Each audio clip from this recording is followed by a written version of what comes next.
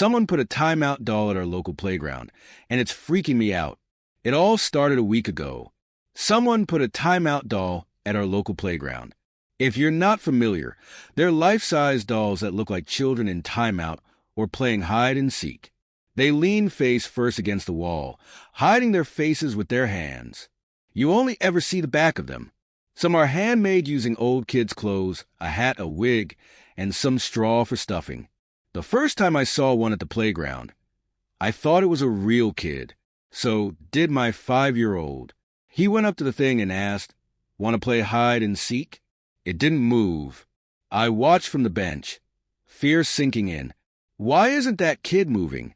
He or she, it was hard to tell from the longish blonde hair and bucket hat, was leaned against the green plastic tunnel that Ryan liked to crawl through, just standing there, totally still. But as I approached, I saw the plasticky shine of its curly blonde hair, the snow-white neck poking out from the shirt's collar.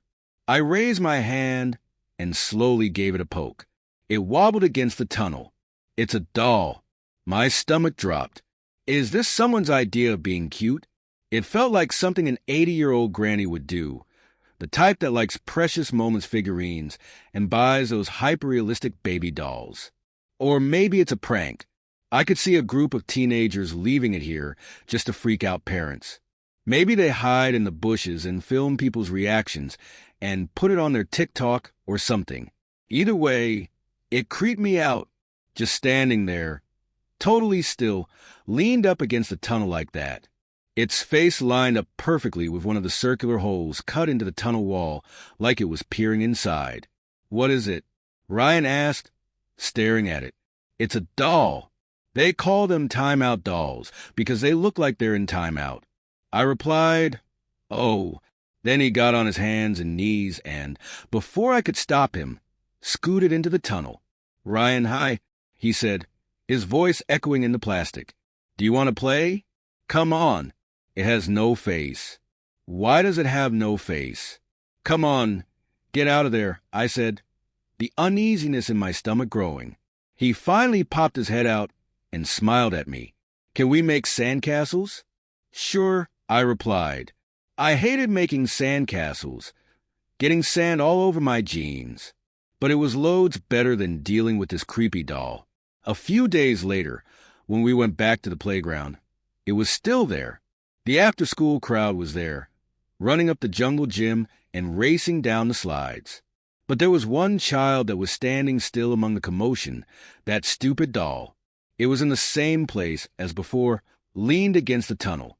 I whipped around, half expecting to see some giggling teenagers filming us. But there were only tired zombie parents glued to their phones, chaotic kids racing across the mulch. I went back to my phone, scrolling through the news. When I looked up a minute later, the doll was in a different place. It was now leaned up against the slide, hiding its face against the green plastic. My heart sank.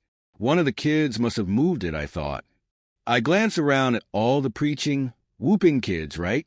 I waved to Ryan, about to go down the slide, and put my phone away. I didn't want to take my eyes off him anymore.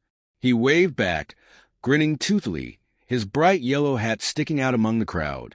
But there is always something to distract us from our kids. Dirty dishes in the sink, unread emails. There's always something tugging at our sleeve, crying for our attention. And for me, today, it was a phone call.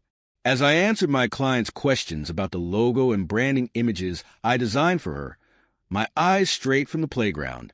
And when I looked back, I couldn't see Ryan anymore. I dropped the phone and stood up. Ryan, nothing. I his hand around the side of the playground. And that's when I saw his yellow hat, not on Ryan, on that fucking timeout doll.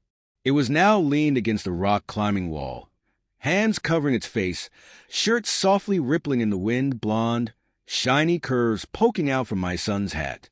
My blood ran cold. Animalistic fear pounded through my veins. This is wrong. So wrong. I opened my mouth to scream for Ryan. We switched hats. I whipped around to see Ryan standing there, perfectly fine, wearing the doll's bucket hat. I let out a breath, sunk to my knees. "Thank God you're okay," I said, voice warbling, pulling him in for a hug. "I'm okay," he replied, confused.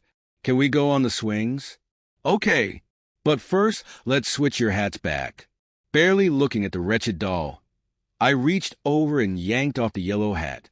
"Put its hat back on," I told him, and then we made our way to the swings. I spent a while there, just pushing him, enjoying the sunny, if cold, spring day. The tension began to melt away. Ryan was safe, and everything was fine. Eventually, as the sun began to set, we made our way back to the parking lot. As I mentally thought through the steps of preparing dinner, I needed to cut up some carrots, and did we remember to buy heavy cream? Ryan tugged at my sleeve. "Why is it there?" "No." The doll. It was now at the edge of the parking lot, leaning against a tree. One of the kids must have moved it out here. Why? They probably thought it was funny. "Come on, let's go." We quickly got in the car and drove home. That night, I decided we'd go to a different playground for a few days. The doll was freaking me out too much. Yeah, maybe it was irrational, but no one said we had to go to that playground.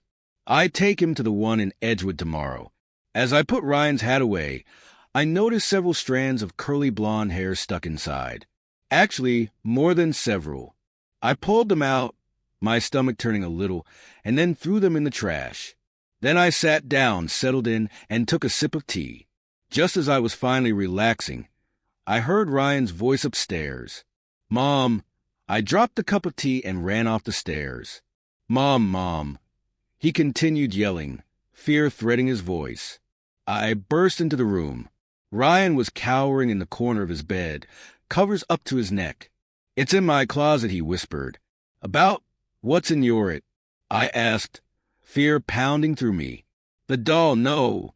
It's got to be a nightmare." I paced towards the closet. The door was ajar, the darkness spilling out of it. With each step, my heart sank further. It can't be just a nightmare. I sucked in a breath and swung the door open. No, it wasn't a nightmare. There, in the darkness, stood the timeout doll. It was leaned against the hanging clothes, pressing its face into Ryan's shirts. Its blonde curls shone softly in the darkness. I raced over to Ryan and picked him up out of bed. "We're getting out of here," I said, charging out of the room and towards the stairs. It wasn't a possessed doll. Those don't exist. Someone had put doll there, which meant someone was in our house. Mark. It could be Mark. Some sick, twisted way to get back at me for getting the house and the settlement. Did he still have the keys? I raced down the stairs, Ryan bobbing with each step. When I got to the landing, I glanced back. No.